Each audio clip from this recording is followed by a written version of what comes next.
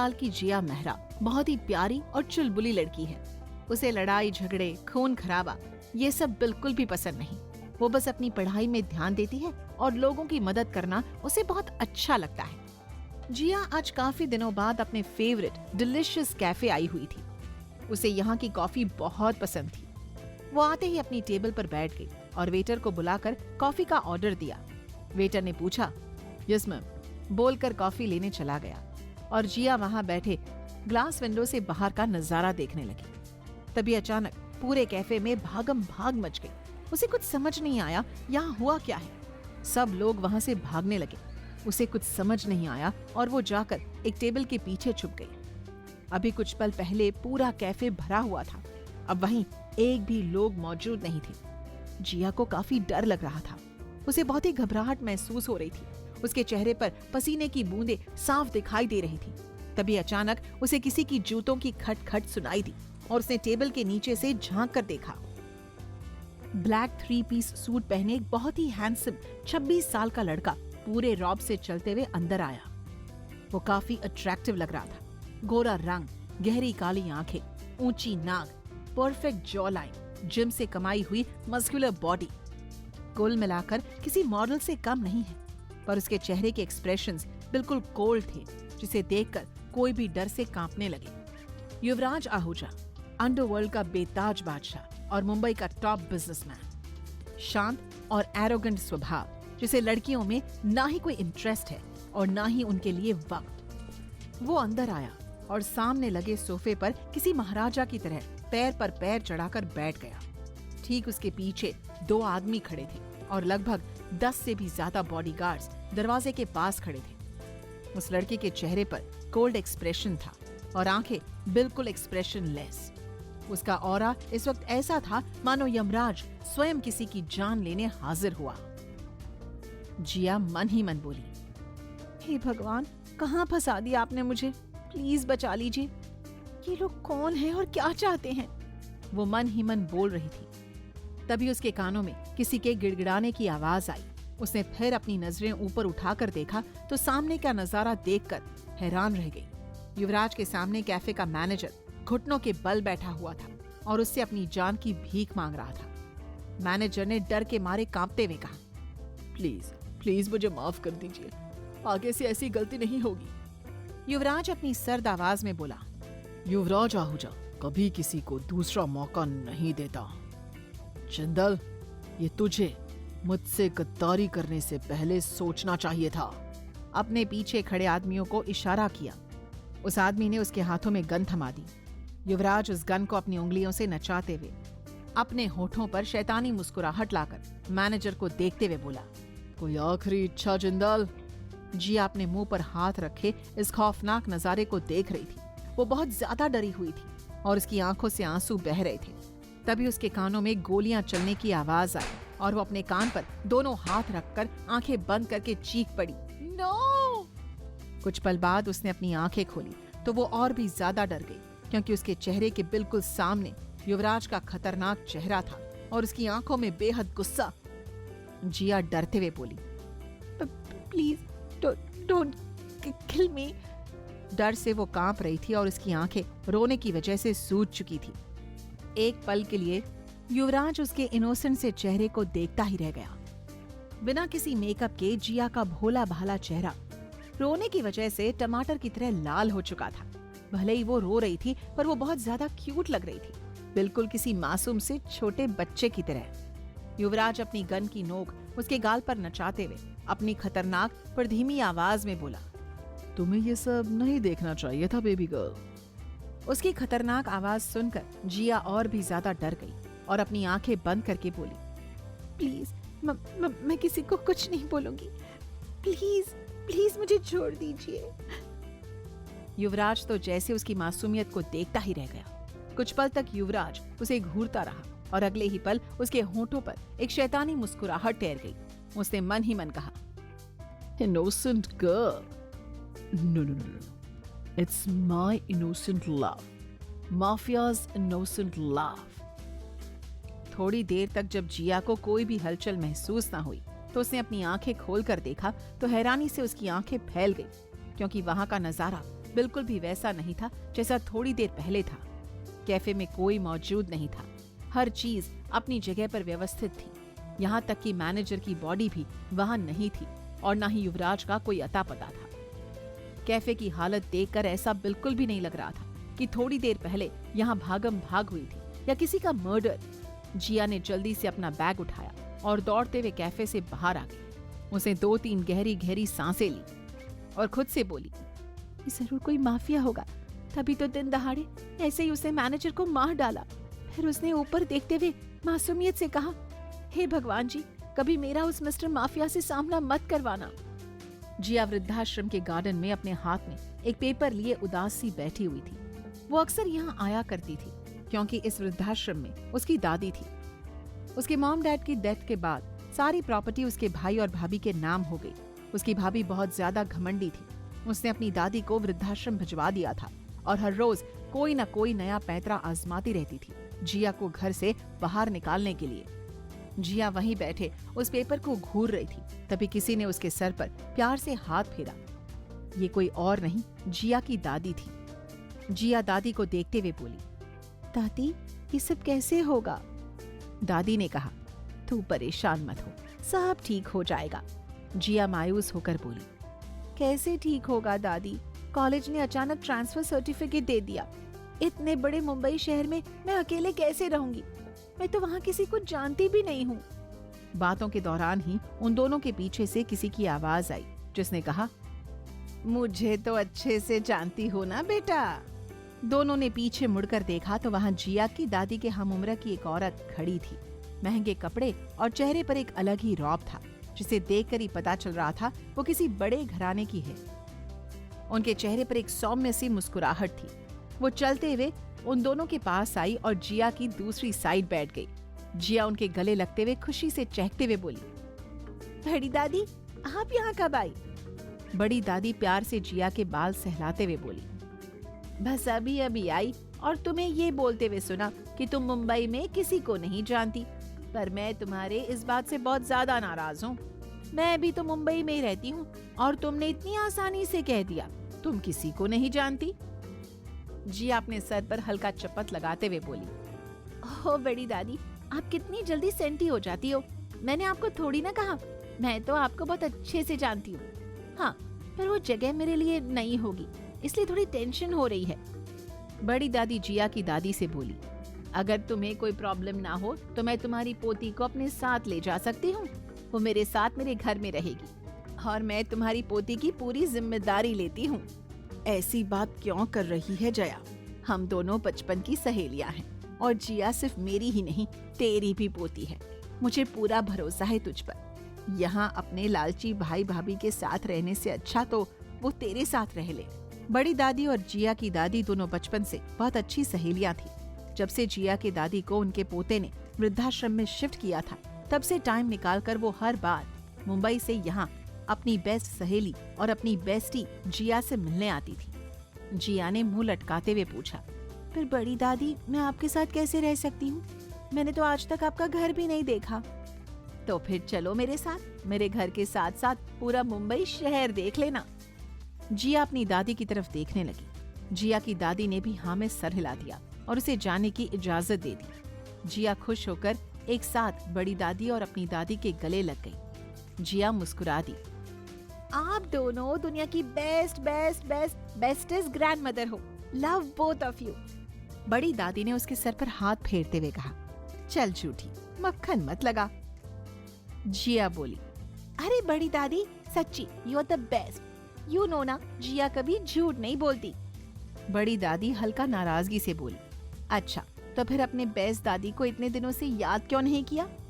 जिया मायूस होकर बोली, दादी आपको पता है ना घर पर कैसा माहौल रहता है और भाभी ने मेरा नया फोन भी तोड़ दिया था, इसलिए। बड़ी दादी अच्छे से जानती थी कि जिया के घर का माहौल और उसके भाभी का उसके प्रति बुरा रवैया, इसलिए वो चाहती थी जिया उसके साथ जाए। वो जिया को बचपन से जानती थी। जिया एक बहुत ही प्यारी और नेक दिल लड़की थी। बड़ी दादी बात बदलते हुए बोली, ये सब छोड़, जल्दी जल्दी अपना सामान पैक कर ले अपने नए सफर पर चलने के लिए। जिया अपने इस नए सफर के लिए बहुत ज्यादा खुश और एक्साइटेड थी, लेकिन उसे अंदाजा नहीं था उसका ये सफर उसे उस मंजिल तक ले जाएगा जहाँ से उसकी पूरी जिंदगी बदलने वाली थी, जिससे ना मिलने की प्रार्थना उसने भगवान से की थी। जाने अनजाने वो खुद उसके सामने जाने वाली थी, और वो भी पूरी जिंदगी के लिए, जहाँ उसे हद से भी ज्यादा बेहद प्यार मिलने वाला था, और साथ ही साथ थोड़ी दुख दर्द भी। क्या जिया का सामना एक बार फिर युवराज से होने वाला था? और क्या युवराज को जिया पहले ही नजर में भाग गई थी? जानने के लिए सुनिए कहानी माफियाज इनोसेंट लव। मुंबई पहुंचकर जिया एक बहुत ही शानदार मेंशन के सामने खड़ी थी। वो इतना खूबसूरत था जिसे देखकर जिया का मुंह खुला का खुला रह गया। उसने ऐसा नजारा सिर्फ फिल्मों में ही देखा था। उसके आसपास हरे भरे गार्डन थे।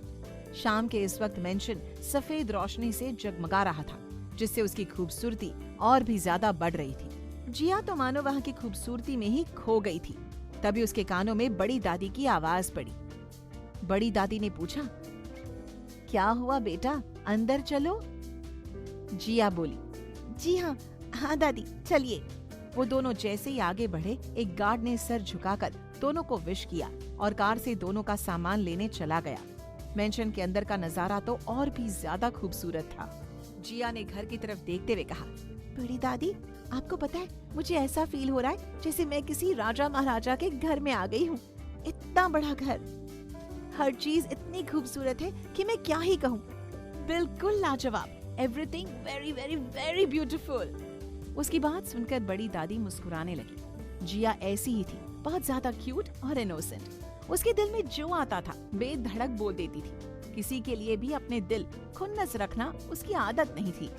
वो तो अपने भोलेपन में हर चीज बोल देती थी। उसकी यही अदा बड़ी दादी को बहुत पसंद थी, इसलिए तो जिया उनकी फेवरेट थी।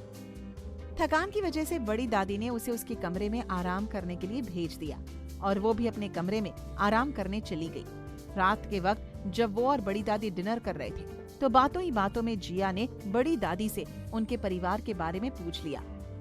जिया ने हैरानी से पूछा, बड़ी दादी, आप इतने बड़े घर में सर्वेंट और बॉडीगार्ड के साथ ही रहती हैं और कोई नहीं रहता? बड़ी दादी मुस्कुराते हुए बोली, रहता है ना मेरा पोता, बस अभी थोड़ी देर में आता ही होगा। उसे तो बस बिजनेस ही समझ आता है। जिया ने मुंह बनाते हुए कहा, हाँ दादी, ये बड़े लोग होते ही ऐसे हैं, बस बिजनेस बिजनेस। वैसे दादी, यू फिकर नॉट, अब मैं आ गई हूँ ना, देखना हम दोनों बैठकर खूब सारे गप्पे लड़ाएंगे। दोनों ने ऐसे ही बातें करते हुए खाना खत्म किया और बड़ी दादी अपने कमरे में सोने चली गई। जिया का भी सोने का बिल्कुल भी मूड नहीं था, इसलिए वो हॉल में टीवी चालू करके सोफे पर बैठकर आराम से कार्टून देखने लगी। जब उसे किसी की आहट महसूस हुई तो उसने टीवी ऑफ करके अपने खुले बालों को पोनी टेल बनाते हुए दरवाजे की तरफ मुड़ने लगी। पर उसकी नजर जैसे दरवाजे पर खड़े शख्स पर गई, उसकी आंखें हैरानी से फैल गई। डर के मारे उसके चेहरे से पसीने छूटने लगे। उसने हकलाते हुए बस एक ही शब्द कहा, मिस्टर माफिया। मिस्टर माफिया जी उसके सामने दरवाजे के पास अपना एक हाथ अपने पैंट के पॉकेट में डाले और दूसरे हाथ से अपने ब्लेजर को अपने पीठ पर टांगे अपने होठों पर डेविल स्माइल लिए उसे ही देख रहे थे, या यूं कहिए ताड़ रहे थे। जिया को अपनी आंखों पर यकीन ही नहीं हो रहा था कि उसके सामने वही शख्स खड़ा है जिसने उसकी आंखों के सामने किसी की जान ले ली थी। युवराज धीरे धीरे चलते हुए उसके पास आ गया और जिया को बिना पलके झपकाए एकटक देखने लगा। युवराज ने हैरानी से पूछा, माय बेबी गर्ल, तुम यहाँ? जिया को अभी भी यकीन नहीं हो रहा था। युवराज उसके सामने है। उसने अपने दोनों हाथों की मुट्ठियों से अपनी आंखों को मलना शुरू कर दिया, बिल्कुल किसी छोटे बच्चे की तरह, और 2-3 बार अपनी पलकें जल्दी जल्दी झपकाई। फिर आंखें खोलकर देखा तो युवराज अभी भी उसके सामने खड़ा था। जिया ने डरते हुए दोबारा पूछा, सच में आप यहाँ हैं? युवराज अपनी कोल्ड वॉइस में बोला, एनी डाउट? अब तो जिया को और भी ज्यादा डर लगने लगा। उसकी आंखों से आंसू निकलने लगे और वो जोर जोर से रोने लगी। जिया रोते हुए बोली, प्लीज प्लीज मुझे मत मारना, मैंने किसी को कुछ नहीं बताया, कसम से मैंने किसी को कुछ नहीं बताया, प्लीज प्लीज मुझे मत मारना मिस्टर माफिया। युवराज को जिया का उससे इस कदर डरना और उसके सामने रोना उसे बिल्कुल भी अच्छा नहीं लग रहा था। आज से पहले उसने न जाने कितनों को बेरहमी से मारा है, तड़पाया है, रुलाया है, पर जिया की आंखों से निकलने वाले एक एक आंसू उसे तड़पा रहे थे। न जाने अचानक उसे क्या सूझा और उसने जिया को मजबूती से अपनी बाहों में भर लिया। युवराज प्यार से बोला, हे बेबी गर्ल, जस्ट रिलैक्स, मैं कुछ नहीं करूंगा, प्लीज स्टॉप क्राइंग बेबी। जिया अभी भी रो रही थी, उसे अभी भी डर लग रहा था। युवराज को उसका रोना बिल्कुल भी पसंद नहीं आया और ऊपर से रोते हुए जिया जो बड़बड़ाई जा रही थी, उसे सुनकर तो उसे और भी ज्यादा गुस्सा आ रहा था। जिया रोते हुए बोली, नहीं नहीं, मुझे बताए, आप मुझे मार डालोगे जैसे उस मैनेजर को मारा था। प्लीज मुझे मत मारना, मुझे अभी पढ़कर डॉक्टर बनना है और लोगों की मदद भी तो करनी है। प्लीज मुझे मत मारना, प्लीज प्लीज। युवराज उसका बड़बड़ सुनकर पक गया। अक्सर वो कम ही बोला करता था और ज्यादा बोलने वाले लोग उसे वैसे भी पसंद नहीं थे। इस बार उसने थोड़ा सख्ती से कहा, स्टॉप क्राइंग बेबी गर्ल, वरना सच में मैं तुम्हें मार डालूंगा। उसकी धमकी सुनकर जिया उससे अलग हुई और जल्दी से अपने आंसू पोंछकर अपने होठों पर उंगली रख ली, जैसे वो अपनी उंगली के द्वारा अपने मुंह पर ताला लगा रही हो। युवराज को उसकी मासूमियत पर हंसी आ गई, पर उसने अपनी हंसी दबाते हुए थोड़ा तेज आवाज में कहा, तुम मेरे घर पर क्या कर रही हो? जिया ने अभी भी अपने होठों पर अपनी उंगली रखी थी, जिसके कारण उसने कोई जवाब नहीं दिया। युवराज थोड़ा गुस्से में बोला, मैंने पूछा तुम यहाँ क्या कर रही हो? तभी उन दोनों के पीछे से बड़ी दादी की आवाज आई, जो पानी लेने के लिए अपने कमरे से बाहर आई थी। बड़ी दादी युवराज की तरफ देखते हुए बोली, अरे युवराज, तू आ गया? मैंने तुझे बताया था ना, मैं अपनी सहेली की पोती को अपने साथ लाऊंगी। ये वही है जिया। और जिया, मैंने बताया था ना, मेरा पोता, यही है मेरा पोता, युवराज आहूजा। बड़ी दादी ने दोनों को एक दूसरे से इंट्रोड्यूस करवाया। न जाने क्यों जिया के यहाँ रुकने से युवराज के दिल को सुकून सा मिला, पर उसके उलट जिया को बहुत ज्यादा घबराहट हो रही थी। बड़ी दादी बोली, युवराज, जिया, तुम दोनों बातें करो, मुझे बहुत नींद आ रही है, मैं जा रही हूँ सोने। बड़ी दादी के वहाँ से जाने के बाद जिया जल्दी से सीढ़ियाँ चढ़ते हुए अपने रूम की तरफ भागने लगी, पर उसने अभी 3-4 सीढ़ियाँ पार किए थे, तभी उसके कानों में युवराज की रौबदार आवाज गूंजी, स्टॉप। जिया के बढ़ते कदम अचानक सीढ़ियों पर ही रुक गए और डर के कारण उसके दिल की धड़कनें बढ़ने लगी। युवराज और जिया की मुलाकात क्या रंग लाने वाली थी, और क्या युवराज को जिया पहली ही नजर में भा गई थी? जानने के लिए सुनिए कहानी माफियाज इनोसेंट लव। सिर्फ अचानक सीढ़ियों पर ही रुक गए और डर के कारण उसके दिल की धड़कनें बढ़ने लगी। युवराज धीरे धीरे सीढ़ियां चढ़ते हुए उसके सामने आकर खड़ा हो गया। उसने नोटिस किया जिया डर से थरथरा रही थी और उसकी पलकें नीचे झुकी हुई थी।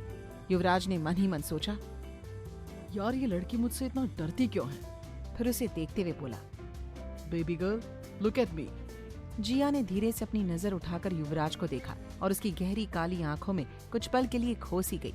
युवराज ने उसे इस तरह खोया हुआ देखा तो उसके होठों पर टेढ़ी मुस्कुराहट तैर गई। युवराज डेविल स्माइल के साथ बोला, मैं क्या इतना हैंडसम हूँ? उसकी बात सुन जिया होश में आई और हड़बड़ाते हुए बोली, आपने क्यों रोका मुझे? युवराज कोल्ड वॉइस से बोला, क्योंकि मुझे तुम पर भरोसा नहीं, कहीं तुमने मेरी दादी को सब कुछ बता दिया तो? जिया ने डरते हुए कहा, नहीं, मैं कुछ नहीं बताऊंगी बड़ी दादी को, प्रॉमिस। जिया झूठी प्रॉमिस नहीं करती, मैं किसी को नहीं बताऊंगी कि आप मिस्टर माफिया हो, सच्ची। युवराज ने अपनी नजरें घोल घुमाते हुए पूछा, मैं कैसे मान लूं? जिया डरते हुए बोली, तो कैसे मानेंगे आप? युवराज उसे डराते हुए बोला, तुम्हें मेरी सारी बातें माननी होगी, वरना मैं तुम्हारा भी वही हाल करूंगा जो उस मैनेजर का किया। उसकी बात सुनकर जिया बहुत ज्यादा डर गई और रोने लगी। रोते हुए बोली, मैं मानूंगी आपकी सारी बात, प्लीज आप मुझे मत मारना ना, प्लीज मिस्टर माफिया। उसकी मासूमियत से कही हुई हर बात डायरेक्ट युवराज के दिल को छू रही थी। युवराज सच में अपना दिल हारता हुआ महसूस कर रहा था, जिसने आज तक सिर्फ और सिर्फ जीता हो। आज वो एक इनोसेंट सी लड़की के प्यार में अपना दिल हार गया। उसने बिना कुछ सोचे समझे जिया को अपनी गोद में उठा लिया। जिया उसके सडन एक्शन से बहुत ज्यादा डर गई और गिरने के डर से जल्दी से अपने दोनों हाथ उसकी गर्दन में लपेट दिए। युवराज उसे चुप कराते हुए बोला, 'डोंट वरी बेबी गर्ल, अभी मुझे तुम्हें मारने का कोई इरादा नहीं है। पहले मैं तुमसे अपने सारे काम तो निकलवा लूं। जिया मासूमियत से उसकी आंखों में देखते हुए बोली। कैसा काम मिस्टर माफिया? युवराज ने थोड़ा भाव खाते हुए कहा। वो कल बताऊंगा। युवराज उससे बात करते हुए ऊपर आ चुका था और उसे अपने बगल वाले रूम में ले जाकर बेड पर बिठा दिया। युवराज खुद से बोला, आज से तुम इसी कमरे में रहोगी। मैं सर्वेंट को बोलकर तुम्हारा सारा सामान इस रूम में शिफ्ट करवा दूंगा। एक बात और, तुम्हें मेरी सारी बात माननी पड़ेगी, बिना किसी नखरे किए, समझी? जिया ने डर कर जल्दी जल्दी हाँ में सर हिला दिया।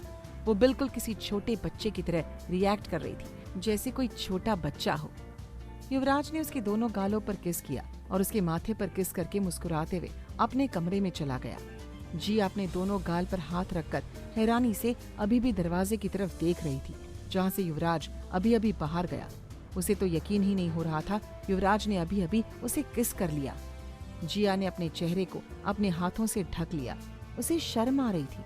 उसका चेहरा टमाटर की तरह लाल हो चुका था। मिस्टर माफिया ने मुझे किस किया? पर क्यों? उसने जल्दी से अपना चेहरा चादर से ढक लिया और सो गई। युवराज कमरे में अपने दोनों हाथ सर के नीचे रखकर जिया के बारे में सोच रहा था। उसके सामने बार बार जिया का इनोसेंट सा फेस और उसके वो आंसू से भरी बड़ी बड़ी आंखें याद आ रही थी। अचानक वो उठकर बैठ गया। उसके दिल में बहुत ज्यादा बेचैनी महसूस हो रही थी। वो जिया को अपनी बाहों में भरकर सोना चाहता था। पूरी रात उसके भोले चेहरे को देखते हुए उसे अपनी बाहों में भरकर बिताना चाहता था। उसने अपने हाथों में पहने वॉच में एक बटन दबाया और उसके सामने की दीवार पर लगी पेंटिंग के साथ साथ वहाँ की दीवार भी साइड हो गई। वहाँ एक छोटा सा सीक्रेट दरवाजा बन गया, जिसके पीछे जिया का कमरा था। युवराज उसके कमरे में गया और उसके सिरहाने बैठकर उसके चेहरे को निखारने लगा। जिया बिल्कुल किसी छोटे बच्चे की तरह अपने हाथ पैर सिकुड़कर सो रही थी। उसके ब्लैंकेट नीचे गिरे हुए थे और वो एक पिलो को अपने सीने से चिपकाकर सो रही थी। उसके सोने के तरीकों को देखकर युवराज के होठों पर मुस्कुराहट आ गई। वो धीरे से बुदबुदाया, माय बेबी गर्ल। उसने ब्लैंकेट उठाकर उसे उठाया और उसके हाथों से पिलो लेकर उसके सर के नीचे लगा दिया और खुद उसके बगल में बैठ गया। उसने अपना हाथ आगे बढ़ाया, पर उससे पहले ही जिया नींद में सरक कर उसके पैरों से चिपक गई। युवराज को उसके सोने का तरीका बहुत ही ज्यादा प्यारा लगा। उसने प्यार से उसके चेहरे पर हाथ फेरा और धीरे से उसके कान में कहा, गुड नाइट बेबी गर्ल, और जिया के माथे को चूम लिया। युवराज का एहसास पाकर नींद में ही जिया के होठों पर एक प्यारी सी मुस्कुराहट आ गई। अगली सुबह जब जिया की नींद खुली तो उसके होठों पर अनायास ही एक सुकून भरी मुस्कुराहट तैर गई। ऐसा लग रहा था जैसे सालों बाद इतनी सुकून की नींद आई हो। वो उठने की कोशिश करने लगी, पर उसे एहसास हुआ जैसे कोई उसे पकड़कर सो रहा हो। उसने अपनी आंखों को मलते हुए खोला तो उसकी आंखें हैरानी से फैल गई, क्योंकि वो युवराज की बाहों में सुकून से सो रही थी। युवराज को अपने इतना करीब पाकर डर और घबराहट से उसके पसीने छूटने लगे। मिस्टर माफिया, जिया उठने की कोशिश करने लगी, पर युवराज ने उसके हाथ को पकड़कर अपने ऊपर खींच लिया। एक हाथ उसके सर पर रखकर अपने चेहरे के बिल्कुल करीब लाकर धीरे से बोला, स्लीप बेबी गर्ल। युवराज के इतना करीब आने से जिया की धड़कनें तेज हो गई। उसे अजीब सी फीलिंग हो रही थी जो उसके समझ से बाहर थी। आफ्टर ऑल थी तो वो अभी छोटी ही ना। ये सब फीलिंग्स उसके लिए नई थी और इन्हें समझना उसके लिए थोड़ा मुश्किल। जिया घबराते हुए बोली, आप मेरे रूम में क्यों हैं? युवराज प्यार से उसके चेहरे पर आए बालों को कान के पीछे करते हुए बोला, ये घर मेरा है, ये रूम भी मेरा है, और इस रूम में जो इनोसेंसी बेबी गर्ल है वो भी मेरी है। अंडरस्टैंड? युवराज की गोल गोल बातें जिया के दिमाग के ऊपर से हवा बन के निकल गई। वो अभी भी कंफ्यूज सी युवराज को देख रही थी। जिया अपनी बड़ी बड़ी आंखों को मटकाते हुए बोली, मतलब? इस वक्त वो युवराज को दुनिया की सबसे प्यारी लड़की लग रही थी। युवराज का दिल चाह रहा था उसे अपनी बाहों में जकड़ के खूब सारा प्यार करे, पर पूरी शिद्दत से उसने अपने ख्याल को झटका और जिया की आंखों को चूम कर उठ गया। युवराज धीरे से बोला, आज हमारी शादी है, बी रेडी। उसने बिना जिया को देखे कहा और उसके कमरे से बाहर चला गया और जाते जाते छोड़ गया जिया के दिमाग में ढेर सारा कंफ्यूजन और हैरानी। जिया शॉक्ड होकर बोली, व्हाट? शादी? और वो भी मिस्टर माफिया के साथ? नो। वो अपनी उंगली को दांतों से चबाते हुए बेड पर बैठकर अपने दिमाग पर जोर डालने लगी। आखिर उसके साथ ये सब हो क्या रहा है? जिया बड़बड़ाते हुए खुद से बोली, पहले तो मिस्टर माफिया ने मुझे बंदूक दिखाकर डराया, फिर बाद में उन्होंने मुझे धमकी दी, उसके बाद मुझे किस किया और अब मुझसे शादी करने के लिए बोल रहे हैं। उफ, इतनी सारी कंफ्यूजन। हे भगवान जी, मैंने कहा था मिस्टर माफिया से कभी मत मिलवाना, पर आप तो डायरेक्टली उन्हें मेरा मिस्टर हस्बैंड ही बना रहे हो। It's not fair. वो खुद से ही बड़बड़ाई जा रही थी। तभी उसके कानों में एक मेड की आवाज आई, जिसने कहा, मैम, नीचे बड़ी मालकिन ब्रेकफास्ट के लिए आपका वेट कर रही है। हाँ, आती हूँ। डाइनिंग एरिया में बड़ी दादी हेड चेयर पर बैठी थी। उनके लेफ्ट साइड में जिया बैठे ब्रेकफास्ट कर रही थी और ठीक उसके सामने युवराज चुपचाप अपना नाश्ता कर रहा था। बड़ी दादी बोली, जिया, आज से ही तुम्हें अपना कॉलेज जाना है ना? जिया बोली, नहीं बड़ी दादी, कॉलेज कल से जाना है। आज एडमिशन की कुछ फॉर्मेलिटीज पूरी करनी है। बड़ी दादी बोली, युवराज, तुम्हारे ऑफिस के रास्ते में ही जिया का कॉलेज पड़ता है। जाते वक्त उसे वहां ड्रॉप कर देना, ओके? युवराज के जवाब देने से पहले ही जिया बोल पड़ी, नो, नहीं बड़ी दादी, मैं चली जाऊंगी ना। युवराज ने अपना ब्रेकफास्ट खत्म किया और बाहर जाते हुए गहरी आवाज में बोला, दादी, मैं 5 मिनट के लिए बाहर खड़ा हूँ। अगर किसी को मेरे साथ जाना है तो उसे भेज दो, वरना मैं चला जाऊंगा। युवराज जा चुका था और बड़ी दादी जिया को देखते हुए बोली, चली जा, मना क्यों कर रही है? जिया पपी फेस बनाकर बोली, बड़ी दादी प्लीज ना, मैं खुद चली जाऊंगी। वो हर वक्त इतने गुस्से वाला फेस बनाकर रहते हैं, बिल्कुल एंग्री यंग मैन। मुझे नहीं जाना उनके साथ। अगर मुझे डांट दिया तो? बड़ी दादी उसकी बात सुनकर हंसने लगी। मेरा पोता बस दिखता थोड़ा खड़ूस है, लेकिन दिल से बहुत सॉफ्ट है। जैसे जैसे तुम उसे जानने लगोगी, वो तुम्हें भी अच्छा लगने लगेगा। जिया मन ही मन बोली, अच्छे से जानती हूँ आपके पोते को, कितना सॉफ्ट हार्टेड है। उस दिन उस मैनेजर को गोली मार दी और अब मुझसे शादी करने के लिए बोल रहे हैं। अगर मैंने ना कहा तो कहीं मुझे भी ना मार दे। उफ, अगर ऐसे लोग सॉफ्ट हार्टेड होते हैं तो कोल्ड हार्टेड लोग कैसे होते होंगे? कुछ कहा तुमने? नहीं, कुछ भी तो नहीं। दोनों बात कर रहे थे, तभी बाहर से एक गार्ड आकर बोला, मैडम, बॉस ने कहा 2 मिनट टाइम है। व्हाट? जिया कभी उसको देख रही थी तो कभी बड़ी दादी को। सीरियसली बड़ी दादी, 2 मिनट? बड़ी दादी हंसने लगी। वो ऐसा ही है, अपने टाइम का बिल्कुल पक्का। तब तो मुझे चलकर नहीं, दौड़ कर जाना पड़ेगा, वरना पता चला इसकी भी पनिशमेंट मिल जाए मुझे। जिया दौड़ते हुए अपने रूम में गई और बिना तैयार हुए अपना बैग लेकर दौड़ते हुए बाहर चली गई और जाते हुए उसने दरवाजे से चिल्लाकर कहा, बाय बड़ी दादी। कार में युवराज शांति से लैपटॉप पर अपने ऑफिस का काम कर रहा था और जिया उसके बगल में बैठी तिरछी निगाहों से थोड़ी थोड़ी देर पर उसे देख रही थी। युवराज गहरी आवाज में बोला, तैयार हो तुम? किस लिए? युवराज ने अपना लैपटॉप बंद किया और उसे घूरते हुए बोला, तुम्हारे सर पर क्या बचपन में चोट लगी थी जो भूल गई? सुबह कहा था ना मैंने, आज हमारी शादी है। सच में आप मुझसे शादी करोगे? युवराज ने कोई जवाब नहीं दिया और बस उसे घूरता रहा, जैसे बोल रहा हो, मुझे देखकर लग रहा है कि मैं मजाक कर रहा हूँ। जिया फिर से कंफर्म करते हुए बोली, सच्ची आप मुझसे शादी करोगे? युवराज ने गहरी सांस ली और साइड में लगे बटन दबाया, जिससे कार में पार्टीशन ऑन हो गया। उसने अपनी लैपटॉप साइड में रखी और जिया का हाथ खींचकर अपने गोद में बिठा लिया। युवराज उसकी आंखों में देखते हुए प्यार से बोला, बेबी गर्ल, क्या तुम्हें सच में लग रहा है मैं मजाक कर रहा हूँ? जिस युवराज के चेहरे पर अभी थोड़ी देर पहले बिल्कुल कोल्ड एक्सप्रेशंस थे, वहीं अब एक सुकून भरा एक्सप्रेशन था। जिया अभी भी उससे डर रही थी। उसे कुछ नहीं कहा और अपना सर नीचे झुका लिया। Look at me baby girl. Jiya अभी भी अपनी नजरें नीचे झुकाए हुए थी। युवराज कुछ पल के लिए उसके ऊपर देखने का इंतजार करता रहा, पर जब जिया ने उसको नहीं देखा तो उसने उसका चिन पकड़कर उसका चेहरा ऊपर उठाया और उसकी आंखों में देखते हुए बोला, करोगी मुझसे शादी? क्या जिया युवराज से शादी करने के लिए मजबूरन हाँ कर देगी? और क्या युवराज जिया के दिल से अपने लिए डर हटाकर प्यार जगा पाएगा? जानने के लिए सुनिए कहानी माफियाज इनोसेंट लव, सिर्फ प्रतिभा भी अपनी नजरें नीचे झुकाए हुए थी। युवराज कुछ पल उसे ऊपर देखने का इंतजार करता रहा, पर जब जिया ने उसकी तरफ नहीं देखा तो उसे उसका चिन्ह पकड़कर उसका चेहरा ऊपर उठाया और उसकी आंखों में देखते हुए बोला, करोगी मुझसे शादी?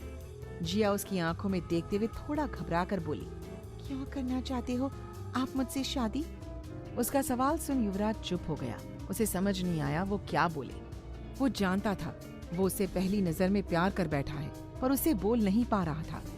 युवराज थोड़ा सख्ती से बोला, क्योंकि कोई भी लड़की अपने पति का नुकसान नहीं करवाती। जिया कंफ्यूजन भरी नजरों से उसे देखने लगी। मतलब अगर मैं तुम्हारा हस्बैंड बन गया तो फिर तुम थोड़ी चाहोगी कोई तुम्हारे हस्बैंड को हर्ट करे, इसलिए तुम किसी को कुछ नहीं बताओगी। It's simple. पक्का यही बात है ना? तो फिर शादी करने की क्या जरूरत है? मैं ऐसे भी किसी को कुछ नहीं बताऊंगी, सच्ची। पर मुझे तुम पर भरोसा नहीं। तुम्हें मुझसे शादी तो करनी पड़ेगी, और अगर तुमने मुझसे शादी नहीं की तो? युवराज अपनी आधी बात बोलकर रुक गया और जिया तपाक से बोली, तो आप मुझे भी मार दोगे जैसे उस मैनेजर को मारा? युवराज के पास उसे देने के लिए कोई जवाब नहीं था।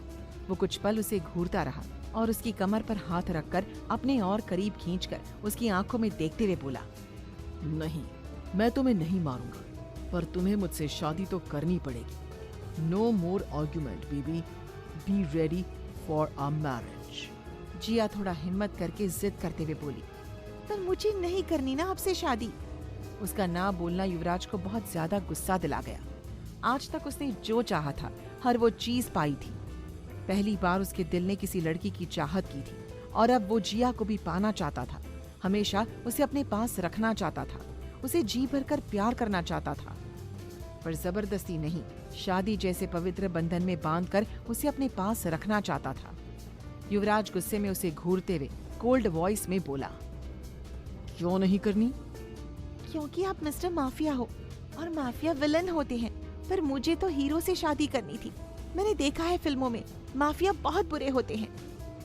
युवराज उसके गालों पर अपनी उंगली नचाते हुए बहुत ही डार्क वॉइस में बोला, सॉरी बेबी गर्ल, पर तुम्हारे किस्मत में तो ये मिस्टर माफिया ही लिखा है। चाहे एक्सेप्ट करो या ना करो, शादी तो तुम्हें मुझसे करनी ही पड़ेगी। जिया मासूमियत से बोली, no more option. No baby girl. Jiya की आंखों में आंसू आ गए। वो युवराज से बहुत ज्यादा डरती थी, लेकिन अब तक युवराज उससे अच्छे से बात कर रहा था। लेकिन जब उसने उसे धमकी दी कि उसके पास कोई ऑप्शन नहीं, तो उसकी आंखों से आंसू बहने लगे। जिया अपने आंसू पोंछते हुए बोली, तो फिर ठीक है, लेकिन मेरी ना ढेर सारी शर्तें हैं। अगर आप मानोगे तो शादी करूंगी, वरना मैं। वो इधर उधर देखने लगी। उसे कुछ सूझ नहीं रहा था आगे बोलने के लिए, और युवराज बस चुपचाप उसकी मासूमियत भरी बातें सुन रहा था। वरना तुम क्या करोगी? जब उसे कुछ नहीं सूझा तो उसने युवराज को धमकी देते हुए कहा, वरना मैं बड़ी दादी को सब कुछ सच सच बता दूंगी कि आप मिस्टर माफिया हो और बहुत बहुत बहुत हार्टलेस इंसान हो। युवराज अपनी आईब्रो टेढ़ी कर टेढ़ी मुस्कुराहट लिए उसकी आंखों में देखते हुए बोला, उसके लिए तुम्हें दादी के पास पहुंचना पड़ेगा। सोचो, अगर उससे पहले ही मैं तुम्हारा गला दबा दूं, या फिर अपनी गन की 6 गोलियां तुम्हारे कम दिमाग वाली खोपड़ी में उतार दूं तो? जिया उसकी धमकी भरी डरावनी बात सुनकर डर गई और उसकी गोद से उतरकर अपनी सीट पर बैठ गई। उसकी आंखों से आंसू बह रहे थे और युवराज चुपचाप देख रहा था। उसे बिल्कुल भी अच्छा नहीं लग रहा था जिया को इस कदर डराना या फिर उसे रुलाना, पर क्या करे वो जिया को अपना बनाना चाहता था। इसके लिए उसे शादी करनी जरूरी थी। वो जानता था जिया अभी उससे छोटी है। प्यार, शादी जैसी फीलिंग समझना उसके लिए थोड़ा मुश्किल है, लेकिन वो उससे शादी करके उसे इस फीलिंग से रूबरू करवाना चाहता था। उसे समझाना चाहता था, उसे बताना चाहता था वो किस कदर उससे प्यार कर बैठा है। कुछ पल युवराज उसे रोते हुए देखता रहा। जब उसे उसके आंसू देखे नहीं गए तो उसकी तरफ झुककर उसके आंसुओं को प्यार से साफ किया और उसके छोटे से चेहरे को अपने हाथों में भरकर उसके माथे पर अपने लबों की मोहर दे दी। यह एहसास जिया के लिए बिल्कुल नए थे। उसने अपनी आंखें बंद कर ली। एक अजीब सी हलचल उसके दिल के साथ साथ उसके पूरे बदन में होने लगी और पता नहीं क्यों उसकी धड़कनें इतनी तेज से धड़कने लगी जिसकी आवाज युवराज भी साफ सुन पा रहा था।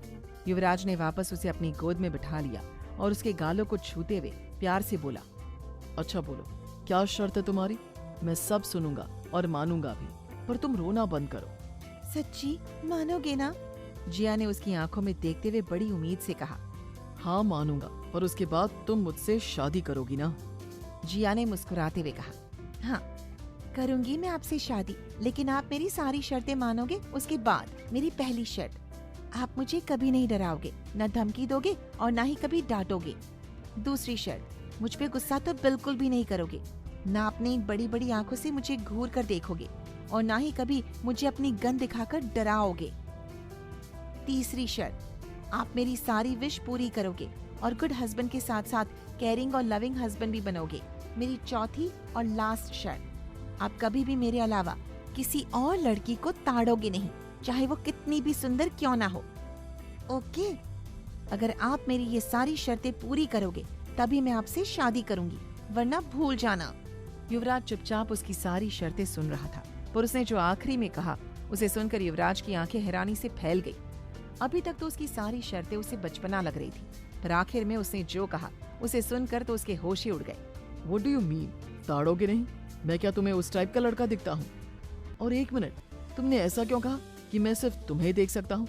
तुम्हें जलन होगी तुम्हारे हस्बैंड अगर किसी और को देखे तो?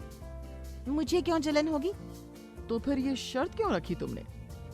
वो तो जब मैं घर पर होती थी तो अगर भैया किसी और लड़की को देखते थे ना, तब भाभी उन पर बहुत ज्यादा गुस्सा करती थी और उन्हें डांटती भी थी। जब मैंने दादी से पूछा तो उन्होंने बताया, अगर अपना हस्बैंड किसी और लड़की को देखे तो बुरी बात होती है, इसलिए मैंने आपसे कहा किसी और को मत देखना, वरना मैं भी आपको डांटूंगी, बिल्कुल भाभी की तरह, समझे? जिया ने अपने गाल फुलाकर बहुत ही क्यूट अंदाज में कहा, जिसे देखकर युवराज को उस पर बहुत ज्यादा प्यार आने लगा। युवराज को पहले तो लगा उसे जलन होगी, पर उसकी सारी बातें सुनकर उसकी मासूमियत पर वो खुद को हंसने से रोक नहीं पाया और खिलखिलाकर हंस पड़ा। न जाने कितने अरसे बाद वो इस तरह से खुलकर हंसा था, और वो भी अपनी इनोसेंट लव, अपनी बेबी गर्ल की वजह से। हंसते वक्त उसके गालों पर पड़ने वाली डिम्पल को देखकर जिया मानो सब कुछ भूलकर उसके हैंडसम से चेहरे में खो गई थी। अपने आप ही उसके होठों पर मुस्कुराहट आ गई और वो अपलक युवराज के चेहरे को निहारती रही। युवराज अभी भी हंसे जा रहा था, पर जब जिया की नजरें उसे खुद पर महसूस हुई तो उसने अपनी हंसी कंट्रोल कर जिया को घूरते हुए कहा, ऐसे क्या देख रही हो? जिया कहीं खोए हुए बोली, आप हंसते हुए बहुत अच्छे लगते हो, बिल्कुल फिल्मों वाले हीरो की तरह। युवराज ने उसके कमर पर हाथ रखकर अपने करीब खींच लिया और उसकी आंखों में झांकते हुए बोला, अच्छा। युवराज के इस तरह खींचने पर वो हड़बड़ा गई और उसके सीने पर हाथ रखकर खुद से दूर करने लगी। आप मेरा ध्यान डाइवर्ट कर रहे हो, पहले बोलो कि आपको मेरी सारी शर्त मंजूर है ना? जिया उसे खुद से दूर करते हुए बोली। युवराज ने प्यार से उसके माथे पर किस करके कहा, ओके बेबी गर्ल, मुझे तुम्हारी सारी शर्त मंजूर है, बट गुस्सा करने वाला और गन दिखाकर डराने वाला, वो मैं कंफर्म तो नहीं बोल सकता, बट कोशिश करूंगा। तब तो नहीं करूंगी, जाओ किसी और से कर लो शादी। अच्छा, नहीं करोगी? उसने पीछे से अपनी गन निकालकर सामने रखी तो जिया की हवाइयां उड़ गई। उसने जल्दी जल्दी अपना सर हाँ में हिला दिया। हाँ करूंगी ना, आपसे शादी पक्का करूंगी। युवराज की कार उसके ऑफिस के सामने रुकी। युवराज कार से बाहर आया और दूसरी तरफ से जिया भी बाहर आ गई। उसे लगा शायद युवराज उसे कॉलेज ड्रॉप करेगा, पर वो तो उसे अपने ऑफिस लेकर आया था। जिया ने नजरें उठाकर देखा, सामने लगभग 60 फ्लोर के ग्लास का बिल्डिंग था। युवराज जिया का हाथ पकड़कर आगे बढ़ने लगा और उसके पीछे उसके 2 बॉडीगार्ड्स।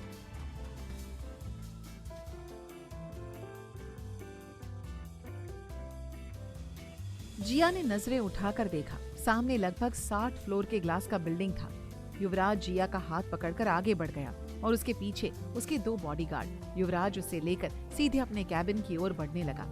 युवराज अपने चेहरे पर कोल्ड एक्सप्रेशंस लिए पूरे हक से जिया का हाथ पकड़कर अपने कैबिन की ओर बढ़ रहा था और उसके एम्प्लॉइज पहली बार अपने रूड और एरोगेंट बॉस के साथ खूबसूरत सी लड़की को देखकर बातें बना रहे थे।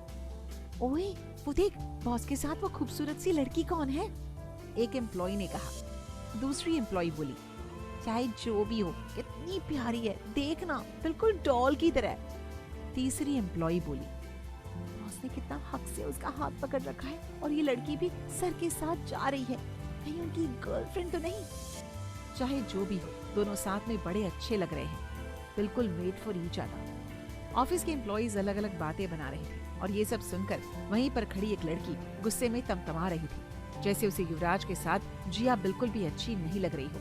दोनों को साथ देखकर उसका चेहरा गुस्से से लाल हुआ जा रहा था। युवराज जैसे ही जिया को अपने कैबिन में लेकर आया, वैसे ही उसने नॉनस्टॉप बोलना शुरू कर दिया। मिस्टर माफिया, आप मुझे यहाँ क्यों लेकर आए हैं? मुझे लगा आप मुझे कॉलेज ड्रॉप करोगे। बड़ी दादी ने कहा था आप मुझे कॉलेज ड्रॉप करना, बट आप तो मुझे यहाँ अपने ऑफिस लेकर आ गए।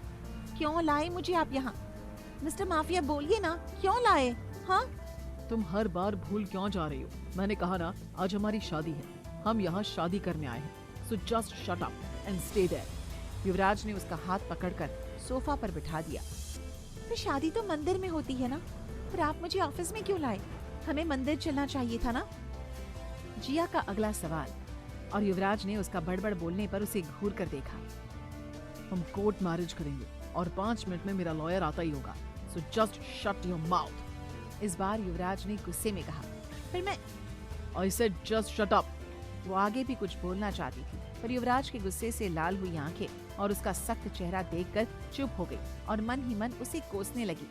खड़ूस, अक्खड़, अकड़ू, पत्थर दिल, जालिम और न जाने किस किस नाम से जिया युवराज को मन ही मन कोस रही थी। थोड़ी देर में वहाँ ब्लैक सूट पहने युवराज का लॉयर आया और उसके साथ एक और आदमी भी था जिसने ब्लैक ड्रेस पहन रखी थी, जिसे देखकर पता चल रहा था वो युवराज का बॉडीगार्ड था। Shergill, all set? युवराज ने उस बॉडीगार्ड से पूछा जिसका नाम शेरगिल था। शेरगिल युवराज का बॉडीगार्ड कम उसका राइट हैंड ज्यादा था, जो उसके सारे इल्लीगल बिजनेस को संभालता था। युवराज काम के सिलसिले में खुद से ज्यादा अगर किसी पर भरोसा करता था तो वो शेरगिल था। यस सर, उसने सर झुकाकर जवाब दिया। जिया अभी भी सोफे पर मुंह फुलाकर बैठी हुई थी। उसे कोई इंटरेस्ट नहीं था युवराज से शादी करने में। वो तो बस डरकर युवराज से शादी कर रही थी, पर उसे क्या पता था ये शादी उसकी जिंदगी में न जाने कितनी खुशियां लाएगी और थोड़ी तकलीफ भी। Baby girl, come here. Yuvraj ने प्यार से उसे पुकारा और जिया मुंह फुलाकर उसके पास जाकर खड़ी हो गई। दोनों ने मैरिज पेपर पर सिग्नेचर किया और विटनेस के तौर पर शेरगिल ने भी सिग्नेचर किया। लॉयर के साथ शेरगिल भी वहाँ से मैरिज सर्टिफिकेट लेने के लिए लॉयर के साथ कोर्ट चला गया।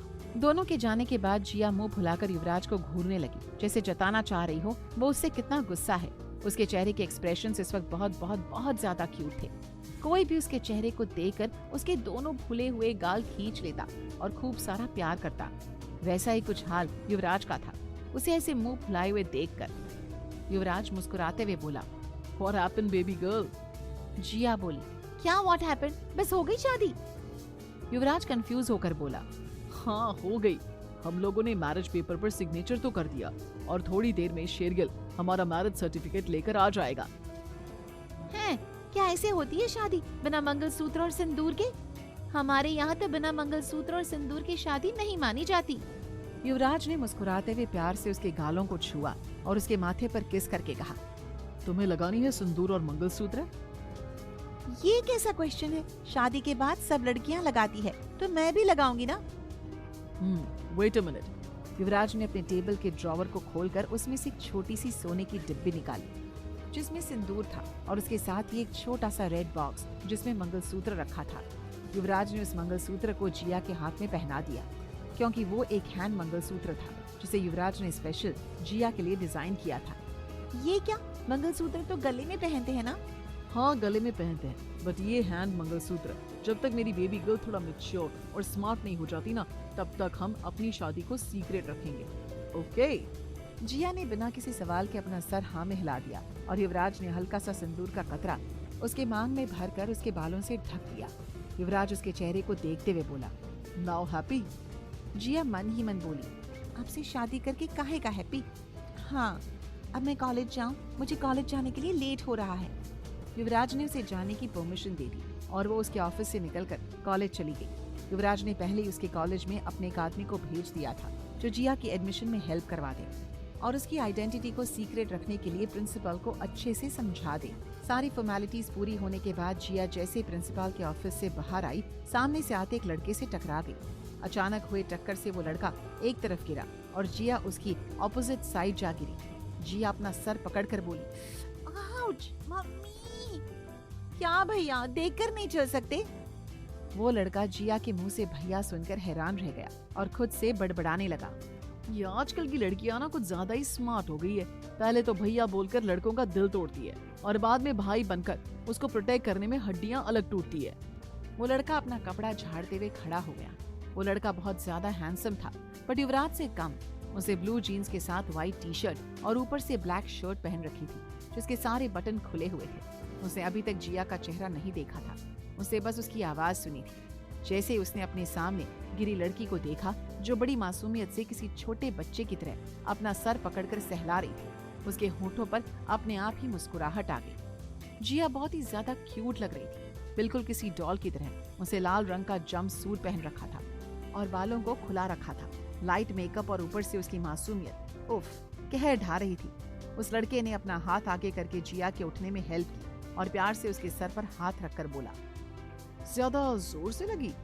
जिया पपी फेस बनाकर बोली, और नहीं तो क्या, अब इतने हट्टे कट्टे इंसान से टकराऊंगी तो चोट लगेगी ना। उसके चेहरे के एक्सप्रेशंस और क्यूट सी बात सुनकर उस लड़के को बहुत ज्यादा हंसी आ गई और वो हंसने लगा। वो लड़का हंसते हुए बोला, बिल्कुल गुड़िया की तरह दिखती हो और बातें भी बहुत स्वीट स्वीट करती हो। वैसे तुम्हारा नाम क्या है? Jiya. Nice name. New admission हो? उस लड़के ने पूछा। आज ही आई हूँ, सेकेंड ईयर की स्टूडेंट हूँ। और आप?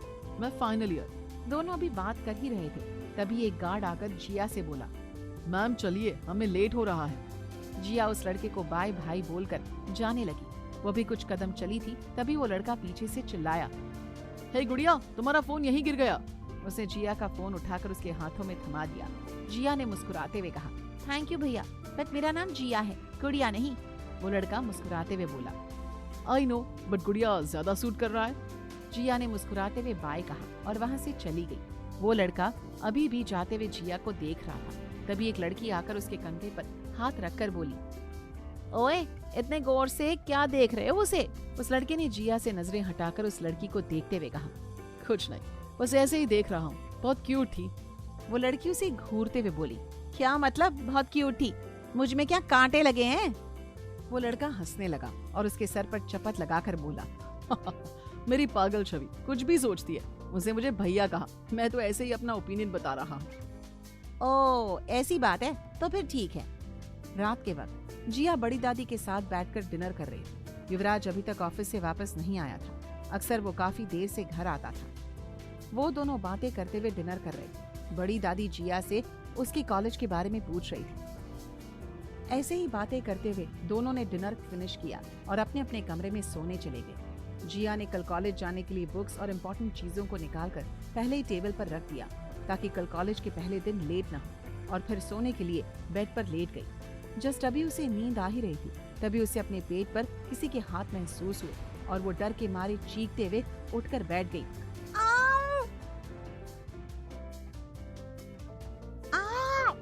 पर तभी उसे अपने मुंह पर एक मजबूत हाथों की पकड़ महसूस हुई और अपने कान के बेहद नजदीक से किसी की गहरी और धीमी आवाज आई, Just relax, it's me, your mafia husband.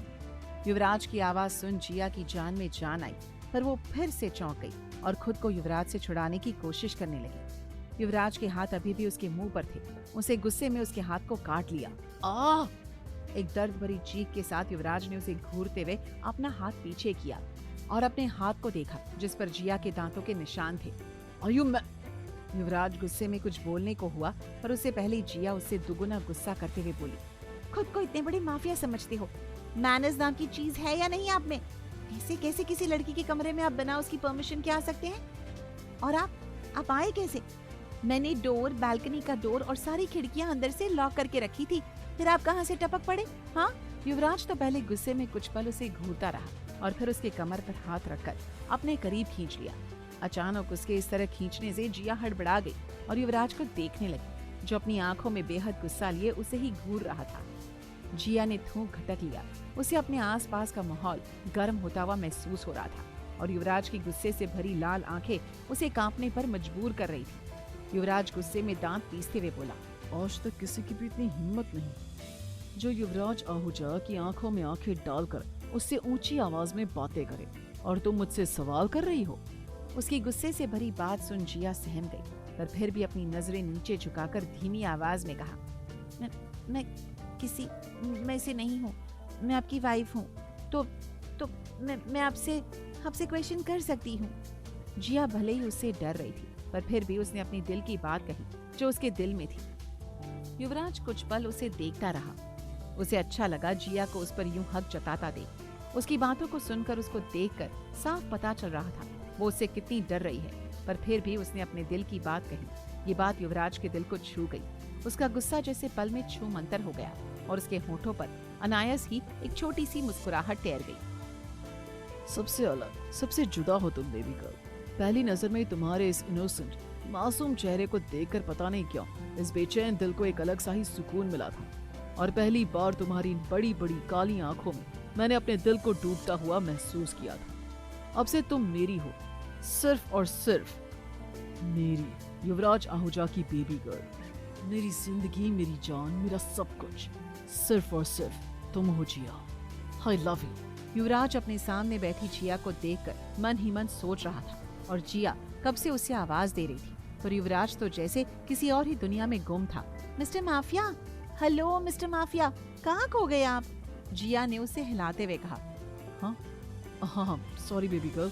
युवराज अपने ख्यालों से बाहर आया और जिया के चेहरे पर आए बालों को उसके कान के पीछे करके उसके माथे पर किस किया और उसे अपनी बाहों में भरकर लेट गया।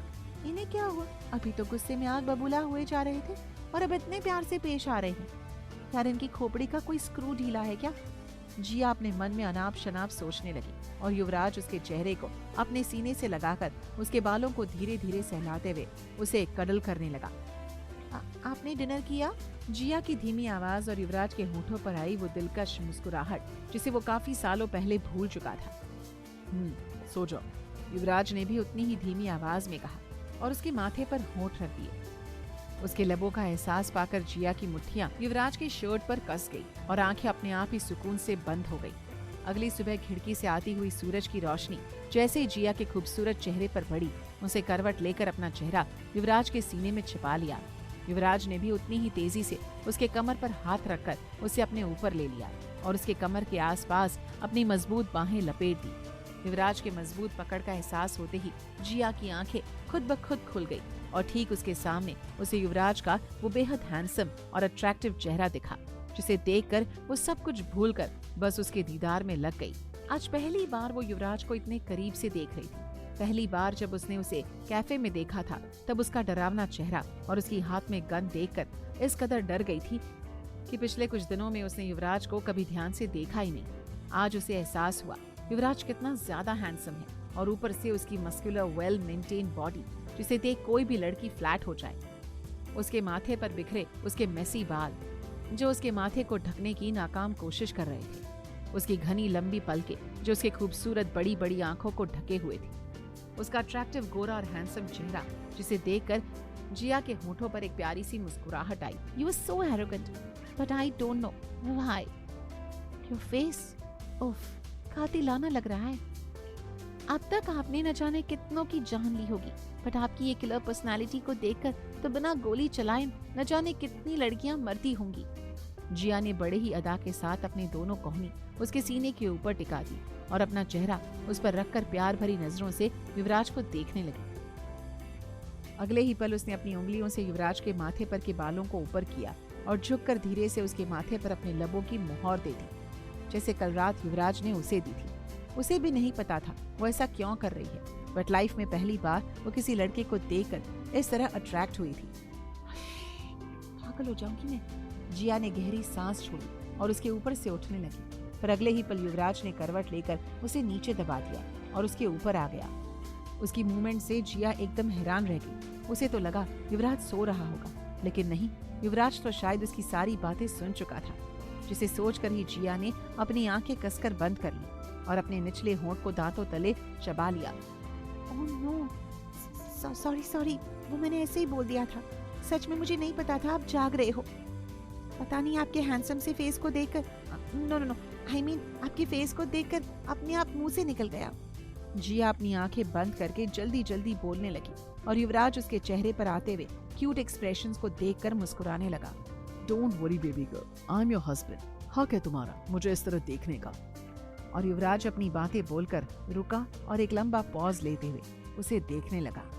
और जिया ने कुछ ना समझी में ही अपनी आंखें खोलकर उसकी आंखों में देखा और ठीक उसी वक्त युवराज ने उसके गीले मुलायम लबों को अपने लबों में समा लिया और धीरे धीरे सक करते हुए सॉफ्टली किस करने लगा। और जिया ने कुछ ना समझी में ही अपनी आंखें खोलकर उसकी आंखों में देखा और ठीक उसी वक्त युवराज ने उसके गीले मुलायम लबों को अपने लबों में समा लिया और धीरे धीरे सक करते हुए सॉफ्टली किस करने लगा। जिया की आंखें हैरानी से बड़ी हो गई। उसे तो यकीन ही नहीं हो रहा था। वो अभी भी अपनी बड़ी बड़ी आंखों से युवराज को देख रही थी और बीच बीच में एक दो बार अपनी पलकें झपकाए जा रही थी। ऐसे ही 1 मिनट, 2 मिनट और न जाने कितनी देर तक युवराज उसके होठों से खेलता रहा और कुछ पल बाद जिया भी मदहोश होकर उसका साथ देने लगी। उसके हाथ बेलगाम होकर युवराज के बालों पर चलने लगे। युवराज उसका साथ पाकर और भी ज्यादा डीपली उसे किस करने लगा। जिया की सांस लेने में होती दिक्कत को देखकर युवराज ने उसे छोड़ा और उसके सर से अपना सर जोड़ दिया। Are you okay? युवराज जिया को देखते हुए बोला, जो अभी भी अपनी आंखें बंद किए तेज तेज सांसें ले रही थी। आप जाइए ना यहाँ से। जिया ने अपने दोनों हाथों से अपना चेहरा ढक लिया। उसे बहुत अजीब लग रहा था। उसकी हिम्मत ही नहीं हो रही थी आंखें खोलकर युवराज को देखने की या उससे नजरें मिलाने की। Okay. You just wake up. आज तुम्हारे कॉलेज का फर्स्ट डे है, so don't be late. Just wake up and get ready fast. युवराज ने बिना उसे परेशान किए उसके माथे पर किस किया और उठ गया। उसके उठते ही जिया ने ब्लैंकेट को अपने चेहरे तक खींच लिया और उसमें सिमट कर सो गई। उसकी धड़कनें बुलेट ट्रेन की स्पीड से भी फास्ट धड़क रही थी। उसके होठों पर युवराज के होठों का मीठा एहसास और तेज चलती उसकी सांसें उसे बेचैन कर रही थी। उसे समझ नहीं आ रहा था उसके साथ हो क्या रहा है। यह एहसास उसके लिए बिल्कुल नया था, जो उसे अच्छा भी लग रहा था और बेचैन भी कर रहा था। बेबी गर्ल, युवराज ने उसके चेहरे से ब्लैंकेट हटाया और उसे उठाकर अपनी गोद में बिठा लिया। देखो मेरी तरफ। क्या हुआ, अच्छा नहीं लगा? युवराज उसका चेहरा ऊपर उठाते हुए बोला, आई डोंट नो, बहुत अजीब लगा, अच्छा भी लगा और अच्छा नहीं भी लगा। जिया उसकी आंखों में देखते हुए मासूमियत से बोली, तो ये तुम्हारा फर्स्ट किस था?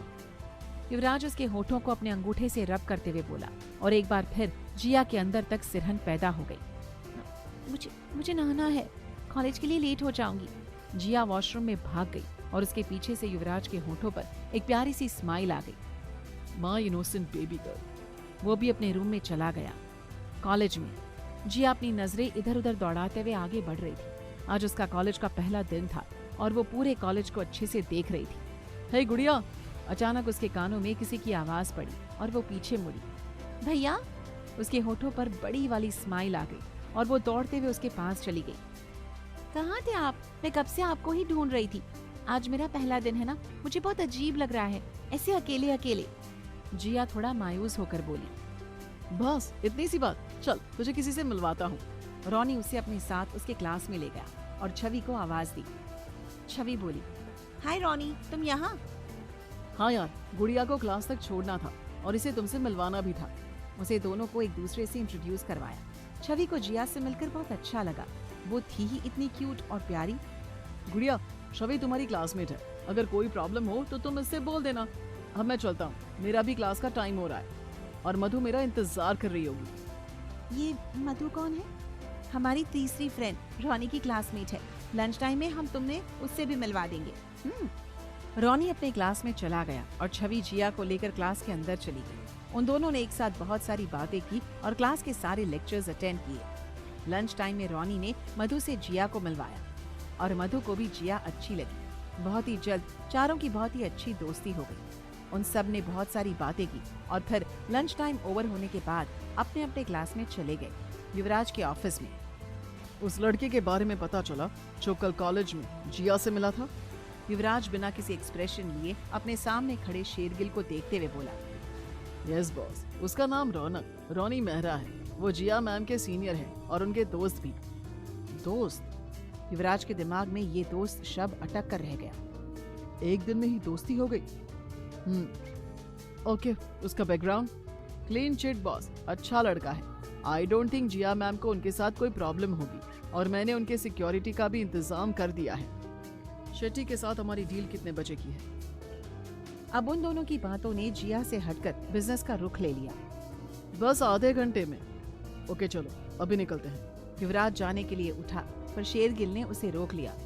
नहीं बॉस, हम लोग संभाल लेंगे ना। शेरगिल थोड़ा घबराया हुआ बोला और युवराज की नजर उस पर ही अटक गई। Any problem? युवराज उसे घूरते हुए बोला। बॉस वो शेट्टी हमारे साथ डील नहीं करना चाहता। मैंने पता किया, मुझे लग रहा है ये सब उसकी एक चाल